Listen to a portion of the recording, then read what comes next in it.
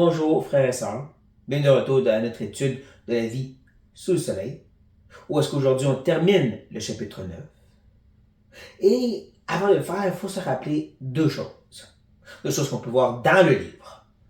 Premièrement, c'est la partie de Dieu. Même si les gens disent que non, l'Ecclésiaste est bourré de la réalité d'un Dieu souverain, qui décide ce qu'il veut et il fait comme il veut. Qui m'amène à la deuxième chose.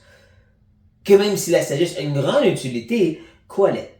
Pour nous déranger, nous a rappelé à maintes et maintes fois que ça ne règle pas tous les problèmes. Parce qu'encore, c'est Dieu qui décide des résultats. Tu peux élever tes enfants dans les voies du Seigneur, mais s'il revient ou non, ça dépend de Dieu. Donc, ayant ces deux informations, on peut maintenant avancer et regarder la fin du chapitre qui commence en disant « J'ai encore vu sous le soleil que la course n'est point aux agiles, ni la guerre aux vaillants, ni le pain aux sages, ni la richesse aux intelligents, ni la faveur aux savants. Car tout dépend, pour eux, du temps et des circonstances. » On comprend bien, quand il parle des temps et des circonstances, il parle de celui qui sont sous la main de Dieu, selon chapitre 3. C'est lui qui décide des temps et des circonstances. Donc même s'il commence à nous déranger, en nous disant que c'est pas toujours l'agile qui va gagner, ou le vaillant soldat, même s'il vient contredire la sagesse traditionnelle, que l'intelligent et le sage ne vont pas toujours être riches ou avoir du pain. Pourtant, ça dit que oui, dans Proverbe. Il explique la raison, c'est parce que c'est Dieu qui décide. Simplement dit, tout dépend de la volonté souveraine de Dieu. Je dirais que c'est utile pour nous. C'est un bon rappel. Si on l'amène dans notre temps présent, où est-ce qu'on est rappelé pour parler de tous les projets, les étapes à suivre, les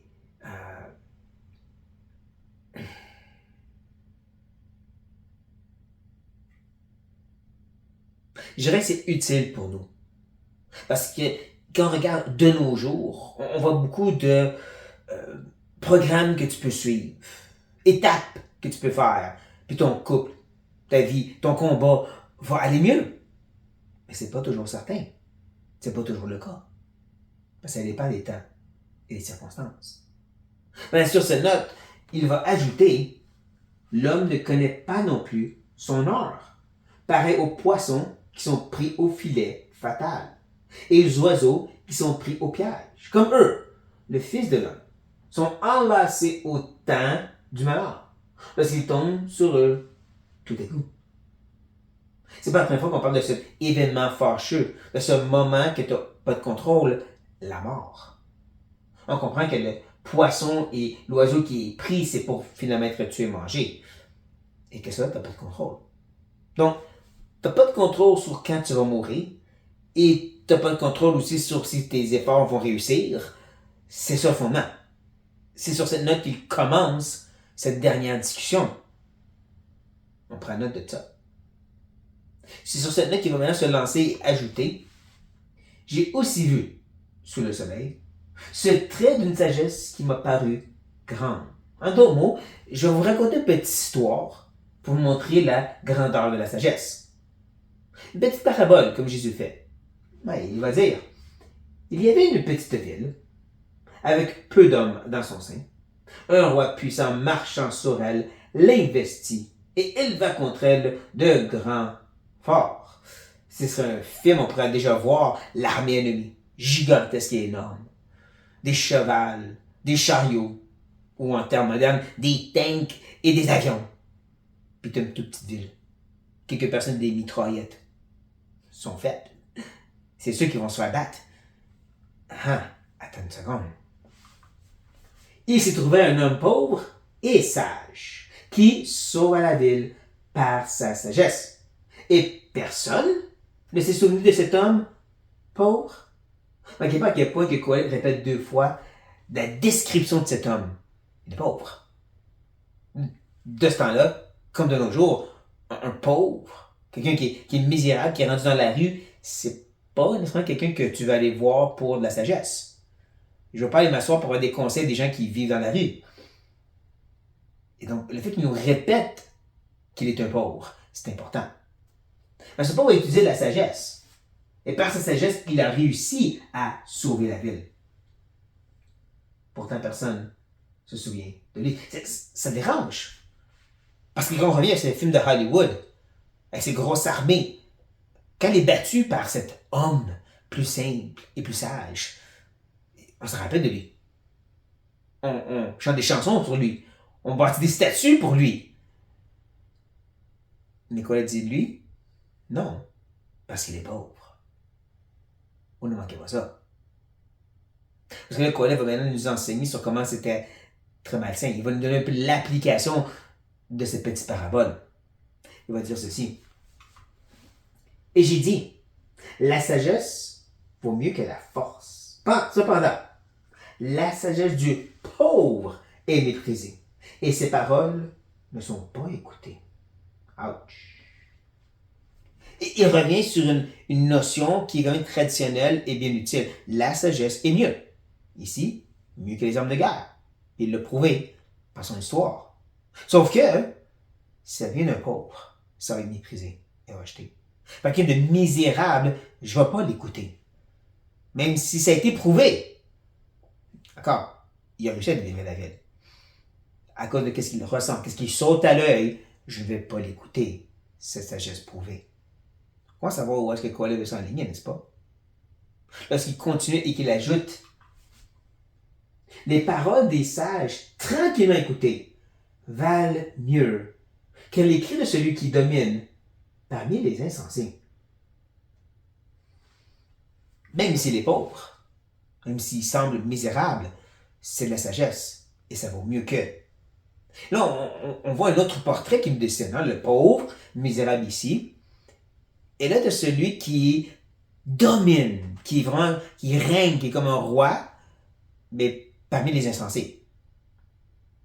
On s'appelle un insensé, un fou, et celui qui nie que Dieu existe. Il n'existe, il vit, il enseigne comme si Dieu n'existait pas. C'est pas important sa loi. Et il le crie. Il se fait entendre. Il règne sur les gens qui sont insensés. Cette personne paraît bien, paraît comme quelqu'un qui est charismatique, je veux l'écouter. Mais qu'est-ce qui vaut mieux, c'est la sagesse à la place. Je pense que vous faites le lien. Parce que, ultimement, Colette va nous avertir et nous dire la sagesse vaut mieux que les instruments de guerre. Mais un seul pécheur détruit beaucoup de bien. Encore, la sagesse est mieux. Trois fois qu'il nous dit, là. Trois fois qu'il nous rappelle, peu importe d'où est-ce que ça vient, si c'est la sagesse prouvée, ça vaut mieux. Là, il ajoute un autre mais, un autre contraste. Le pécheur. C'est qui le pécheur? C'est-tu celui qui domine sur les insensés? Que quand tu l'écoutes, ça va détruire ta vie? Peut-être. Comme peut-être si le pécheur, c'est nous-mêmes, qui écoute celui qui domine sur les insensés, parce qu'il crie, parce qu'il est visible, et qui, je vais finir par être détruit par ça. De façon ou d'une autre, on comprend, c'est un contraste avec le fait d'écouter la sagesse. Là, c'est intéressant parce que il a commencé en nous montrant que la sagesse ne règle pas tout. Ça n'enlève pas le jour de la mort, et il y a des circonstances, tu ne sais pas les résultats.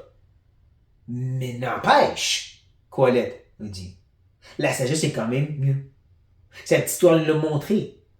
Elle nous a aussi amené à se questionner parce que la personne qui a amené la sagesse, pas autant quelqu'un que j'aimerais écouter. Comparé à celui qui domine sur les insensés, qui crie, qui se fait entendre, lui, mais qui va finir par te détruire. Je trouve ça intéressant quand, encore une fois, tu l'amènes dans le monde présent. Où est-ce que tu as, disons, deux options mises devant vous, sur YouTube ou sur Facebook. Deux sortes de vidéos. Un, la personne semble bien normale. Il n'y a pas beaucoup de personnes qui semblent avoir visionné cette vidéo. Tu le regardes rapidement et tu vois que tu en as qui fait juste ouvrir la Bible, il explique le texte, puis c'est bien simple, même plate un peu. Mais t'as l'autre. L'autre, il y a des dizaines de milliers de personnes qui l'ont écouté. Tu le vois aller, puis il gesticule, puis il dit des choses intéressantes, puis ça pompe. Oh, que ça pompe. Mais tu réalises en même temps qu'il sort très peu de versets. Ils sont même pas prêts à prendre les versets. Lesquels des deux tu écoutes? Colette nous dit, va avec le premier. Et c'est ce qu'on a besoin d'entendre. Dans ces dernières quelques années, j'ai pu être un soutien et un aide pour beaucoup de jeunes frères et sœurs. C'est les jeunes frères et sœurs, plusieurs qui écoutent des enseignants qui paraissent bien, qui crient, justement, qui sont dominés sur beaucoup de gens. Mais ce qu'ils disent, c'est vraiment insensé. Et ça nuit à leur vie. C'est déjà difficile d'être un jeune croyant, d'apprendre à comment marcher le Seigneur, mais quand tu te fais nourrir toutes sortes de cochonneries qui ne vont pas t'aider, ça va juste empirer ton cas. Et bien sûr, pour moi, la seule façon que je les aide, c'est que je les ramène à la parole, en toute simplicité. Voici qu'est-ce que la Bible dit, voici qu'est-ce que la saine doctrine enseigne, parce que c'est ça qui va vraiment les aider. C'est ça que Colette est en train de nous dire ici maintenant. J'espère qu'on l'entend, chers frères et sœurs. Sur cette note, soyez bénis.